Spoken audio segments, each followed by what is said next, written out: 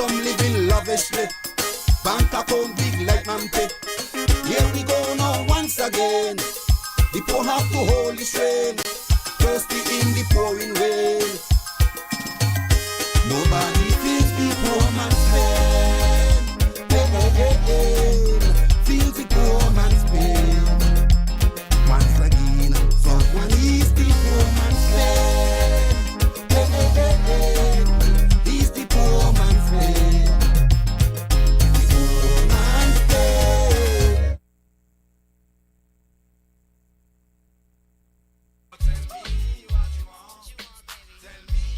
Yes, if you tell me, I will tell them that Tell Me is on. Did somebody say tell me? Then tell me about it.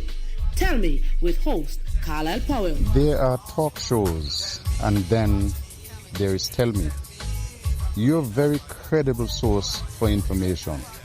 Join us every Thursday night. You certainly won't be disappointed. Alongside Dr. Kelvin Daly. Panic and fear, uncertainty that is compounded by a leadership that appears unprepared, uncertain, and indecisive in dealing with the coronavirus pandemic. And Tulu Weeks. Until God gets a hold of our Premier's life and transform him, he will go from bad to worse. We are tired of playing politics. We need to see policies that will change the life of people, especially those of us in the diaspora. Tell me. Carlisle, I want all human leaders to rally for change. Every Thursday at 8 p.m., you can be a part of this conversation by calling 669-7312. That's 869-669-7312. Also available on WhatsApp. For From the Diaspora, 917-460-2187. Every Thursday night from 8 to 10 p.m. with host Carlisle Powell on 2020 Vision Radio and Facebook. Do you know what you're drinking? If you are drinking plastic bottled water, chances are you're consuming plastic contaminants, BPA, and other hormone-disrupting chemicals you cannot see with your naked eye. Those empty plastic bottles take up to 450 years to decompose. In the meantime, plastic bottles are polluting the environment. They are dangerous to the planet and our health. The safer solution is to acquire your own Kangen alkaline water filtration system, and you'll never have to buy toxic bottled water again. Help save the planet and drink clean water for less than the price you'll pay for acid plastic bottled water over the next few years. The Kangen technology is the world's most popular, most acquired water immunizer. For more information, you can call or WhatsApp us on 917-207-1307. That's 917-207-1307. Change your water, change your life. Pico, the way to go for residential, commercial, and industrial wiring, data, security, UPS, and generator installation. When you need electrical work done now, done right, done at an affordable price, contact Finney's Electrical Company. Call or WhatsApp 665-1916 or email pico_1166@yahoo.com. Pico, the way to go. The views and opinions expressed on this program are strictly those of the participants and do not represent those of 2020visionradio.com or its advertisers. Tell me what you want, please. Tell me what you need, tell me if I'm good enough for you, good enough for you, Good night to everybody, and we apologize for the late start for Tell Me Tonight. We plan to make up the 6 minutes that we are late. We'll give you 6 minutes extra to make sure that you get your complete 2 hours tonight. I'm back in the studio tonight in good company. Missed my hot chocolate last week. And so I'm back. Have Dr. Daly and Tulu as usual. And the slate is so full tonight that a couple of things might get bounced. But before we get to our full show tonight, let me thank you, all of you who are tuned in already, those persons who messaged as soon as we were 1 minute late to ask why we are late. Thank you for being online. And let me reach out now and say good night, Tulu. How you do? Good night. I'm doing good. I'm blessed. I'm so grateful for another privilege that we have, that we can be here in the studio once again to impart to our viewing and listening public factual information that will help them to make informed decisions. Good evening to my sisters Sylvia, Janet, and Valerie. Hi, Kyron, Romelo, Ellie. Helena, how are you doing? Pretty face Joyce. Welcome, one and all. And good evening, Dr. Daly. You look good behind the board last week. Oh, thank you. Thank you for the confidence.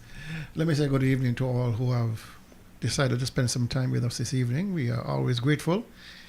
Let me say good evening to those on the FM dial, YouTube, Twitch, and of course on the Facebook feed. And of course, if you have a comment to make, please do so that we can try and address it. The phones are open. The lines are not busy, and so we can take your calls later on into the program. But let me say good evening to my brother Hugh down in St. Croix, my brother Carl in Atlanta, my other brother Carl in Canada, my sisters Evan and Judith up there in Connecticut, my brother Denny and his wife Twilla up in New York, and right here on Nevis to my brother Neil Daly. And over there in St. James, my buddies, and left hand and right hand, Bose and Turkey and Gary, and up in Westbury, my good friend Max, and so all those who have tuned in, good evening. Thank you very much. And somebody messaged to ask if we're live on Facebook. I see the technician is working and cooking. So I don't know if that is her way of saying to me, come for Thanksgiving. So, but I'll find out sometime. Good evening as well to Mary, who is somewhere in the world. There was a time when there was a program, Where in the World is Carmen Santiago. Sometimes I ask the question, where in the world is my sister Mary? She's a good traveler. Mary, enjoy your retirement. Continue to enjoy your retirement. Good evening to my brothers Everett and Trevor. Trevor celebrated a birthday last week, and so he's getting a little closer to me, but I'm not stopping, so I don't think he'll catch me up. King Astro, we missed him. He celebrated a birthday last Wednesday. I didn't finish my greetings. I want to embrace everybody. Caden, his mom, Shireen, the rest of the family. All of you want to say good evening to you. Hope that you're doing well. Start with the birthdays. Today is the birthday of Mrs. Pam Jones over there in St. Thomas's Paradise. Frankie Lawrence is celebrating his birthday today as well. And on Friday, Deborah Williams. That's Stocky's Mrs.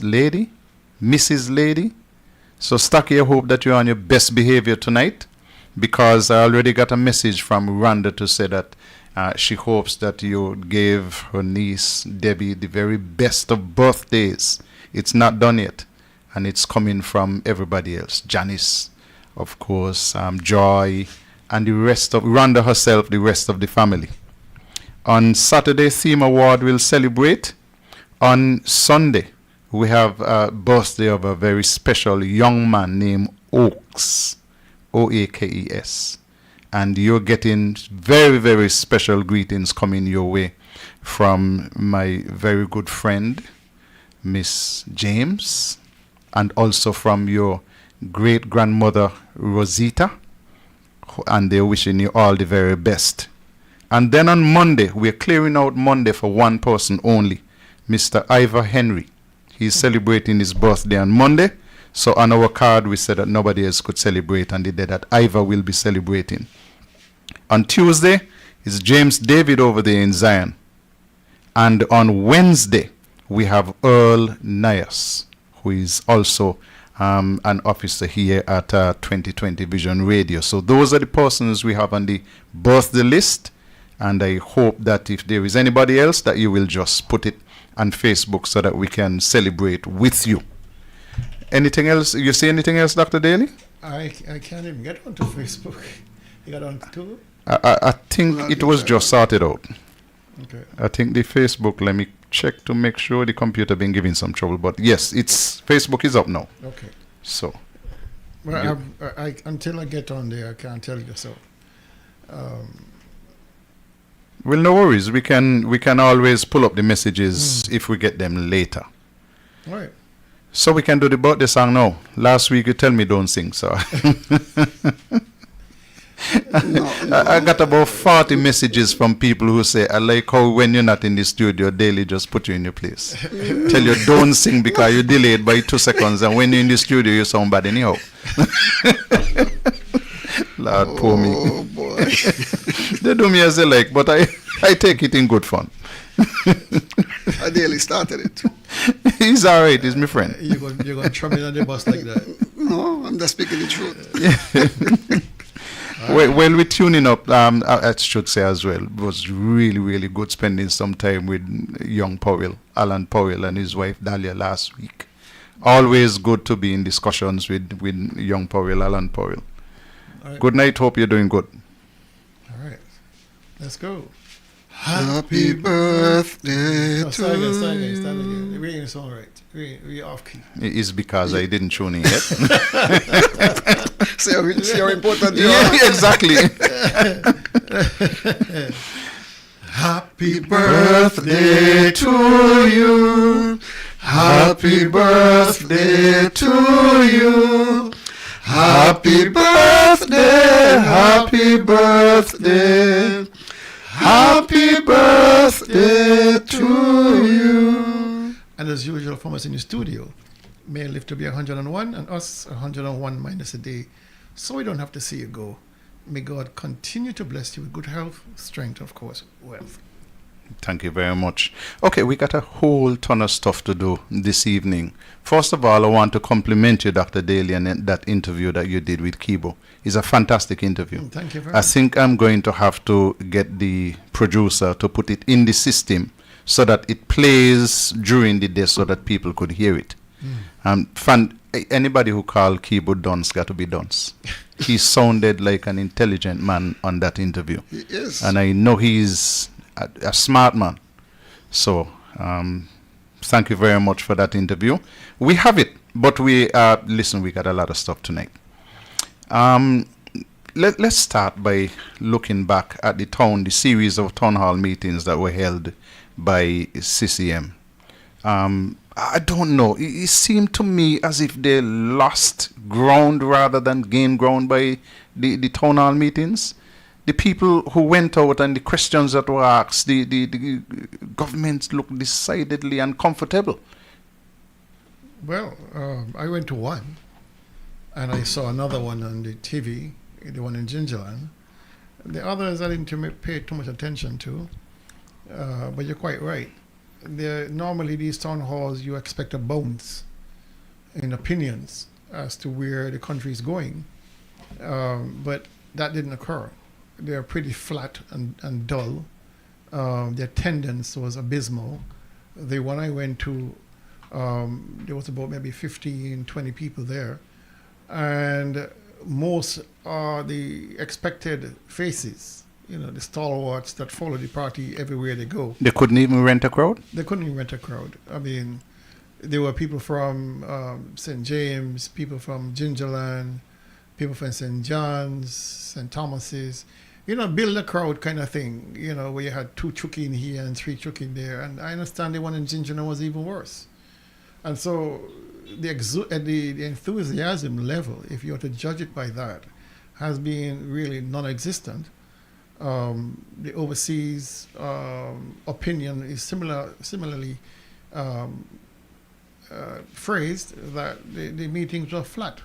A repetition of things that the Premier speaks about in his press conferences on the show without any factual basis for what he's saying. And so I am not surprised the turnout has been bad. People are silently protesting because people are hurting. Financially hurting.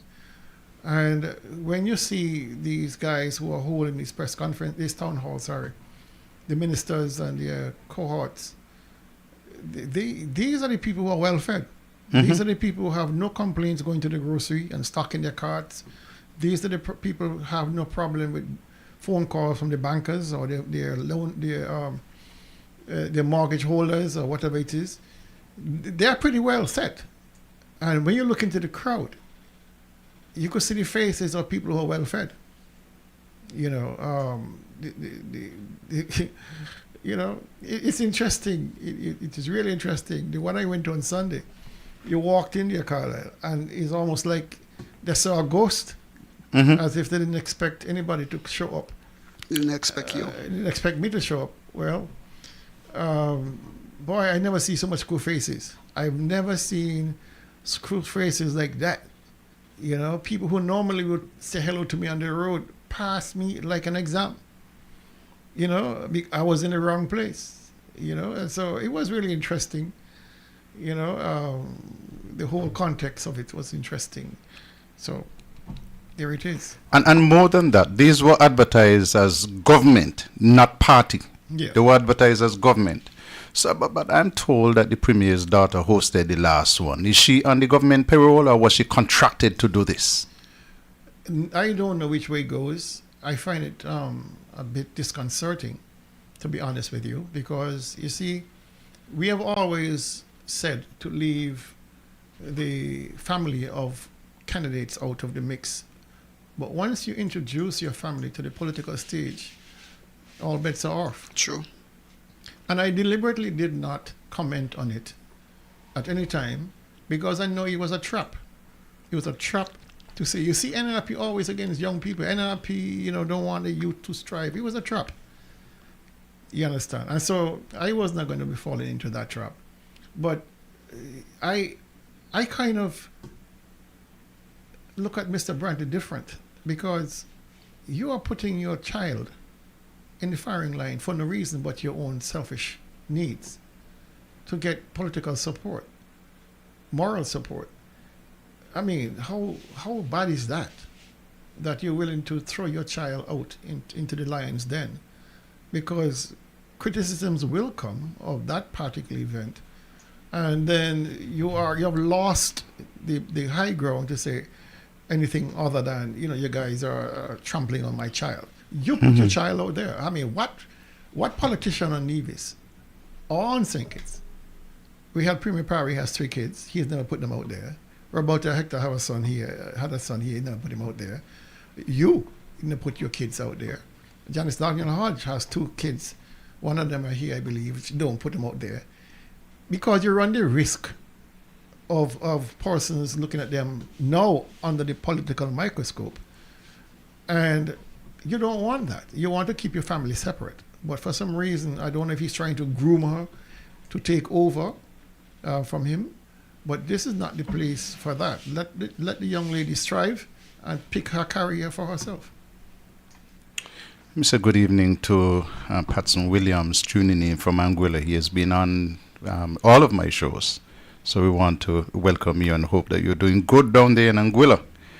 Okay. They had a bit of a rough time in Gingerland, gentlemen. Let me start this evening by playing this one. And because we are so serious about agriculture as well, even prior to the COVID-19 pandemic, right here in Indian Castle, we would have transformed an area at Indian Castle, 35 acres, and we now have a wonderful fruit orchard. Now, those of us who are from the Hanley's Road area would know that Indian Castle is one of the driest areas on the island. One of the driest areas on the island. And even though it is one of the driest areas on the island, we have been able to transform 35 acres of land at Indian Castle into a fruit orchard. A part of that fruit orchard, we have 5,000 coconut plants, and I must give kudos and commendation to the Honorable Alexis Jeffers. He's the one who would have instituted that project. That was his brainchild, and I must give kudos and commendation to him. So apart from the fact that we have all of these coconut plants, we have all varieties of fruit trees, and I must say that that is something that I am very proud of. That is something the administration is proud of, and that is something that all of Nevis should be very proud of. And because we have this wonderful orchard at Indian Castle, that orchard is now home to numerous visits from primary and secondary schools, from numerous groups, and we were able to facilitate part of the Mango Festival for the past couple of years. And so this is some place that people love to visit. It is a must visit, even for persons who come from overseas. And I know I've spoken to persons who have come from overseas, have gone to Indian Castle, and have been very pleased with what they see there in terms of the orchard. And so that is a development that in Gingerland that we ought to be proud of, and it shows that this administration, as I said, is very serious about food security. We continue to focus on food security, and we continue to put resources behind our food security efforts. You spoke about the Indian Castle Farm, which I spoke about as well, and you said your information suggested that production had reduced there. Your information is wrong. Production is continuing there at the Indian Castle Farm, and since that farm was instituted, we have had production, and we've had produce from that farm at every agricultural exhibition.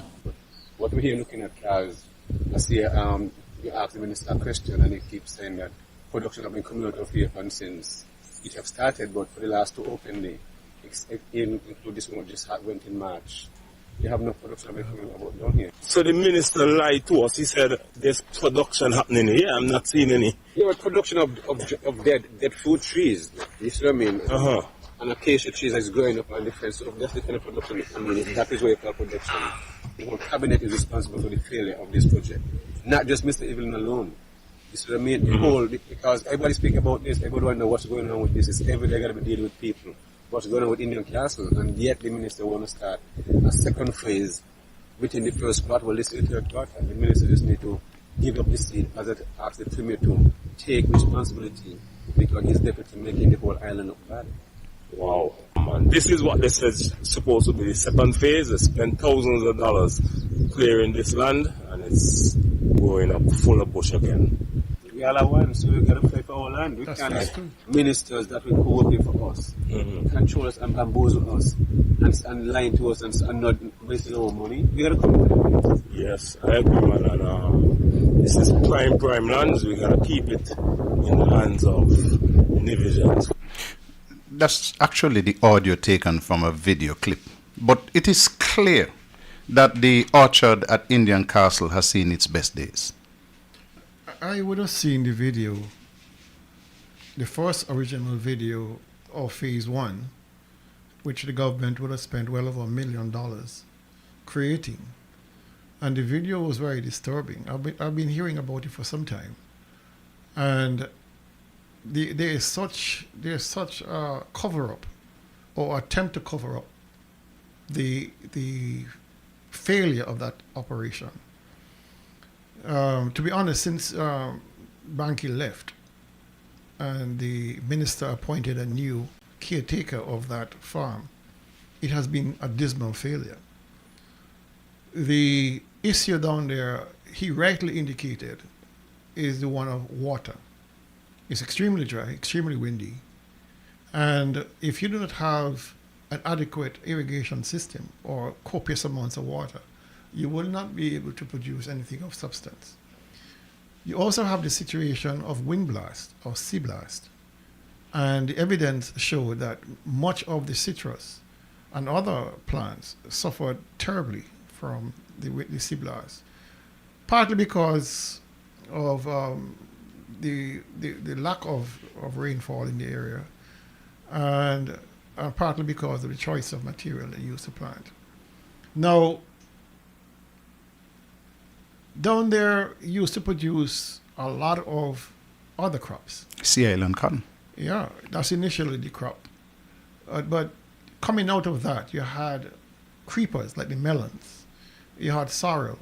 You had potatoes, pumpkin, squash. Coming out, what you call ground cover crops. And all that has ceased.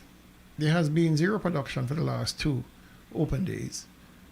So the premier, the Minister of Agriculture openly lied about the productivity in that farm. Second thing, there's nowhere near 5,000 coconut palms down there. Nowhere near that. If you have 1,500 still surviving, you have a lot. 5,000 came in. 5,000 did come in from Guyana when the barge from Guyana came down with the sun. They also brought in the coconut palms. But 1,500 of those went right away to St. Kitts, which they died shortly after in St. Kitts. The Minister of Agriculture then, Federal Minister, was Zook Jeffers. So he made sure St. Kitts got some palms, but most of them died. And another 1,000 were handed out to farmers here on Nevis. Homeowners, etc., got another 1,000. And so at most you had about 2,500. I doubt if you have 1,000 standing still. There has been zero production of coconuts from that farm. You should have gotten jellies by now. There is none.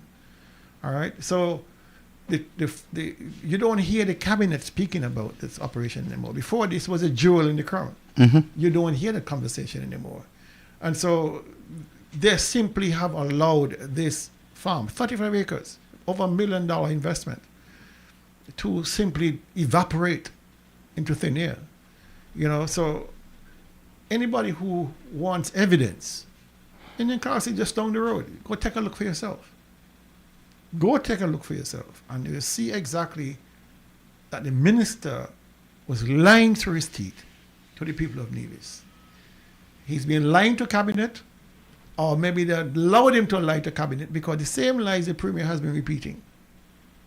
I know Zook Jeffers is not very happy with the state of affairs. Mm-hmm.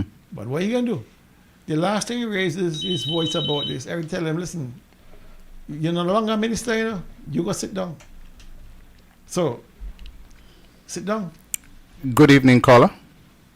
Good night, gentlemen. I have a concern. This matter of this orchard farm in Jingaland. The minister only raised the question, answer to the question, because people are concerned about what is become of it. And so I believe he gets feedback as to people are concerned. A lot of money has been spent on that project, and people want to know, well, how is it to just go down the drain like that? To my opinion, that was a great project. But you know what?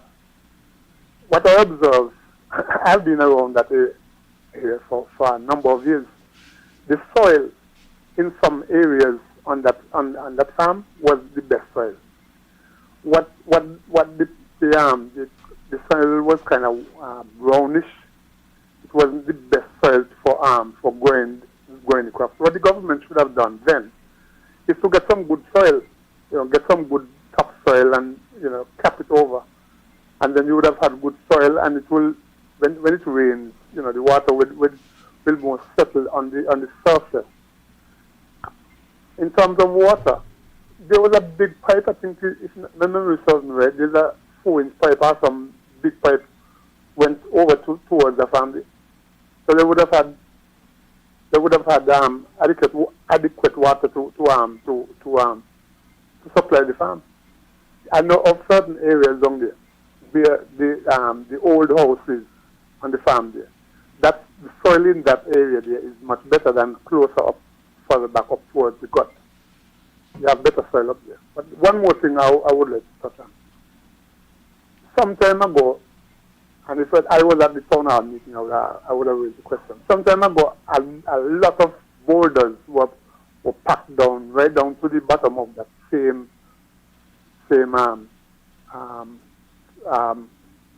orchard thing. So they're building a pier for the boat down at Indian Castle. And it's over 2 years now, and nothing has been done.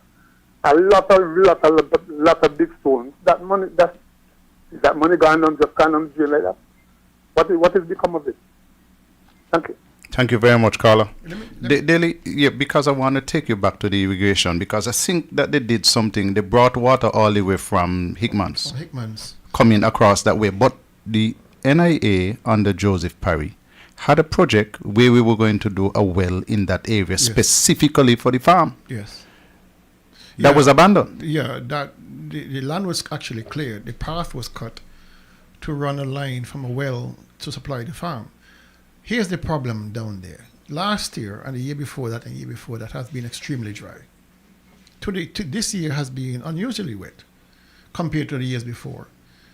So last year and the year before, I mean, you had a choice to ration. You had no choice but to ration water down there. There is no dedicated water system down there, and so you're competing with households for water. Mm-hmm. And last year, you all recall how difficult it was. We had some serious water rationing last year and the year before that. That did not help matters.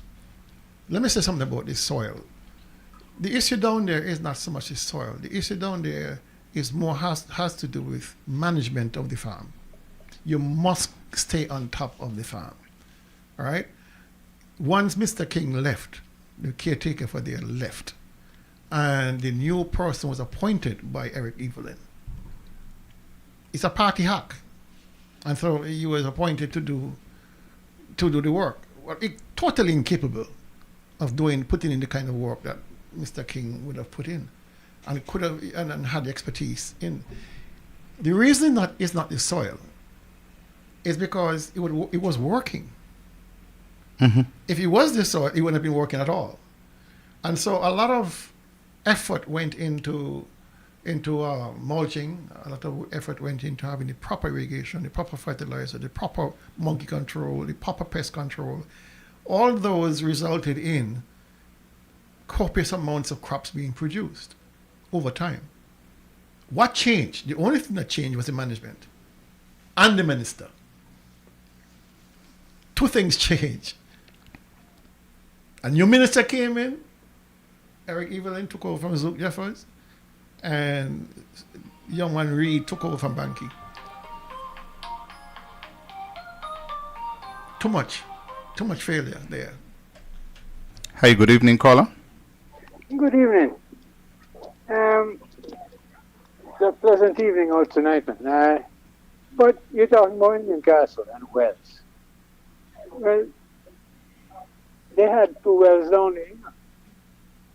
There was a windmill right next to the road just before you went through the gate to get down to the cattle farm. And then Roland Archibald used to live in the houses over there, and he had a windmill with a well. I'm sure that was an old stone well. So you have wells down there already. People don't have a memory. People don't know. I mean, the windmill wasn't there, it started rotting. But it was right next to the road going down. Just before you used to have a ball field down there. Mm-hmm. I know exactly where the wells were. But, nobody knows about them. But there are existing wells in that area. And if a windmill could pump them, a shallow well pump could pump them too. That is correct. The problem, caller. Thank you very much, caller. The problem, though, when we anticipated developing that area, the first person we called was George Morris. Mm-hmm. He responded and were able to locate us on the well closer to Fothergills, which was recently taken out of commission because of low flow. But it was suitable for what we needed, the volume of what we needed, without treatment. And we were all set to re-engage that well into the water system for Indian Castle, which would have made a whole world of difference. Because again, when you start rationing water, then agriculture always gets the short end of the stick. And so we wanted a dedicated system, not only at Indian Castle. We had a whole island-wide plan. Indian Castle, New River, Cades Bay, Potworks, all of those areas were to have their own dedicated water systems for agriculture. It was a beautiful plan, a plan that would have made more sense if you're trying to advance agriculture to the next level, because it makes absolutely no sense to be irrigating crops with potable water. It is too costly, it's a strain on the system. You don't need potable water to be irrigating crops. When we spoke to the engineers from Barbados, who came in here as part of the water program, advisors, they were amazed that we were using potable water to water our crops. Mm-hmm. Totally amazed, because most of those places in Barbados, they had small pump wells on their properties to irrigate their crops without tying into the public potable water system. And that is the reason what prompted us away from, if we are going to advance agriculture, then we have to now have a dedicated standalone system for agriculture and farming to survive. The challenge here is, and the well that was going to be drilled specifically for that farming area, there was funding already allocated. Yes, there was. It was just a rebore. Yes. It was an existing well. So it just matter, we needed to bring power down, re-engage the power, because over time those lines were removed from that well. And I don't know where they used for, where they went. But the poles were taken up and the lines were taken down. And so we had to now re-engage that power supply and the distribution. And power is fairly close. Very close. There, Brian Gilfillan is up the road, Seba is just on the hillside there. So they're close enough. That power would have been... We will have brought power from the back end, from Fothergill's end, coming through Webbs and down to the well. That was the route it was before. But when you have people with no vision, where they're simply going along to get along, same old cup of tea, you do not get the kind of growth, you do not get the kind of development that you want to achieve, because you're tied into too many pieces of a moving part. And so by having dedication in the system, you are standalone, you can supply your own, you can create an environment down there where everybody is satisfied with the water supply. You don't have to pay through your nose for it because it's untreated. You understand? You basically have to pay now for pumping it. But in terms of all the chemicals to treat it and the fluorides and the chlorine and all that, you don't need all that. Yeah, so you're practically wasting good potable water. Of course. Yeah. Okay, gentlemen. Just before you go. Yeah, because the information that Daly gives on the farm, very important information. But what is troubling and should trouble all the citizens of Nevis and St. Kitts and all those who listen is the response of Minister Evelyn to the question in relation to the condition of the farm. Because the evidence is clear that a day or two after videos were taken, you had Mr. King, who was the mastermind behind the farm when the farm was running, went and looked there and basically condemned the minister and calling for the minister to be removed. That is significant. That's powerful. Because the minister is giving the impression, or give the impression, that the farm is still in the condition that it was when Mr. King was there, or even better. And that should send a message to all of us that if Eric could lie so barefaced, that's so sweet, knowing fully well, perhaps he did not visit the farm for a long time. He has not. Even when, let me tell you something, a piece of information you need to know. When that farm was in its heyday, if Eric Evelyn, who was then the PS of agriculture,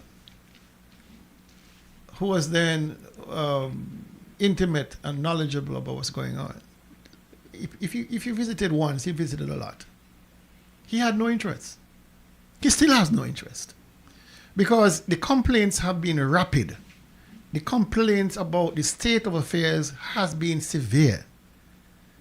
And he has not done a single thing to address those complaints. So what it tells you, he has no interest. But you got to go deeper than that. I want somebody like Eric who has progressed through the system, not on merit. Let me make it clear, not on merit. CCM saw him, wanted him to be a candidate, and so they progressed him through the system. It's not that he achieved much in agriculture.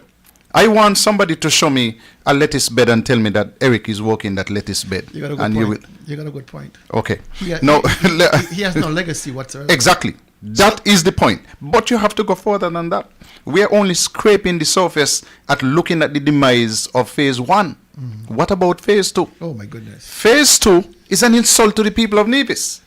Phase 2 is land, consists of lands that were cleared at election time to get money for party hacks and possibly for unspending by the politicians. Phase 2 has been allowed to return to better grass better plants in terms of health, because when you clear land, you spread seeds, and they tend to come back thicker and faster. So phase 2 is down there now as a nightmare, and it's saying to the people of Nevis, here is what money was spent for, not a thing. Almost a $500,000. It's an insult. That was spent. 406,000. He said. I suspect it's more than that, but they say 406,000 for the record. They say 406 so far. So far, that was the answer. So far. So far. Gentlemen, that's 2 years ago. Let's take a little break. When we come back, I want to put to you, the people of Nevis, that perhaps there is a reason why phase 1 has been allowed to deteriorate. Because remember, those lands on the south coast are under the microscope. They might be more valuable to real estate people than as a farm for the people of Nevis. But let's take a break and come back. Interesting. Pico, the way to go for residential, commercial, and industrial wiring, data, security, UPS, and generator installation. When you need electrical work done now, done right, done at an affordable price, contact Finney's Electrical Company. Call or WhatsApp 665-1916 or email pico_1166@yahoo.com. Pico, the way to go. Do you know what you're drinking? If you are drinking plastic bottled water, chances are you're consuming plastic contaminants, BPA, and other hormone-disrupting chemicals you cannot see with your naked eye. Those empty plastic bottles take up to 450 years to decompose. In the meantime, plastic bottles are polluting the environment. They are dangerous to the planet and our health. The safer solution is to acquire your own Kangen alkaline water filtration system, and you'll never have to buy toxic bottled water again. Help save the planet and drink clean water for less than the price you'll pay for acid plastic bottled water over the next few years. The Kangen technology is the world's most popular, most acquired water immunizer. For more information, you can call or WhatsApp us on 917-207-1307. That's 917-207-1307. Change your water, change your life. We're back with you and tell me, and there are a number of things that I have to tell you, which are coming up for NRP. One of them is the Grown and Groovy that is coming up next week, Saturday. Next week, Saturday, is Grown and Groovy. It was fantastic last year. This year, it is going to be even better. That's at Lynn's, and you can come on out and enjoy yourselves. This is for people who are, as the name suggests, grown and people who want to get their groove on. So come on out and enjoy. Saturday is the St. John's breakfast. We like to tell you is the best breakfast in Nevis. The all-white affair is coming up at the first Sunday in August. Last year, that was fantastic. It had such tremendous attendance that we hope that those persons who attended last year spread the word, and the food was good too. So come on out. This one is done at occasions. Normally start about, I start getting myself ready to go and be there by 11 o'clock in the morning. So you make sure that you get out there for the all-white affair. That is in August. August is just now. There are two important raffles which are coming up. The St. Paul's constituency is having a $5,000 raffle, and that is only $50 a chance. Is 10,000? 10,000. Oh, 5,000 is the main price? Yeah. It's a $10,000 raffle, but I had my mind focused on the 5. Maybe it's because I want to win the 5. A $10,000 raffle, which is coming up, and I still have a few tickets left. So, and there are other persons who are selling. You selling to Daily? Of course. Okay, Daily is selling as well. So make sure that you make your contacts and participate in that raffle. And today, the youth released their Independence raffle. They're having a raffle for the 42nd anniversary of independence. But gentlemen, I thought we just have a lot of prizes when we have the Tell Me raffle. I count about 40 prizes. Well, it's 42. 42 prizes. Yeah, for each year of independence. Jesus Lord. Look on prices. and couple $500 prices in there. $100 gas voucher. Big screen TV. Big screen TV. Oh, you Lord of mercy. Listen. And we're going to have the drawing right here on Target. Wow. The Saturday of the drawing, and so it should be fun. Should be a lot of fun. Already I want you to know that people are calling to make reservations for their tickets. And so I want to wish the youth all the best, the St. Paul's constituency all the best. I'm going to buy tickets for every one of them because I have to give myself a chance to be there. Next week, Saturday, the best breakfast on Nevis will be had at Bucko Park, courtesy of the NRP St. Paul's. Watch me, pa. Daily says the best. Daily right in front of you. Look across and watch Daily. Watch me, pa.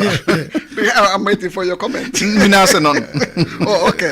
The best breakfast in the whole of Charlestown, the whole of Nevis, will be had next week Saturday at Bucko Park. And of course, we have the delicious saltfish, liver, eggs, pancakes, scalloped potatoes, fruit salad, fruit local drinks. You can't. I mean, Man, that sound like a brunch. Johnny cake, everything there for $20. And I appeal again. You know, we normally get good donations to help those persons less fortunate. And I'm making a special appeal. If you are in the giving mood for a family or a friend or anybody in St. Paul or any constituency, matter of fact, and you want to make a donation on behalf of your family, feel free to give me a link, or JD or Devon Cornelius or any member of the executive for NRP St. Paul's, and we'll be glad to have your donation. Gigi is here wondering if she'll win another big screen TV. Gigi, you know my name. Send the money not Western Union. You can, well, Western Union too, but you normally send the money MoneyGram. We should ban Gigi from. You ban Gigi. She winning too much? Yeah, there's something wrong there. I would not sell her ticket. I want to make the money, so I would sell it. Okay, so those are what are coming up. Gentlemen, let's... Ginger, isn't that supposed to be having a soup thing coming up sometime?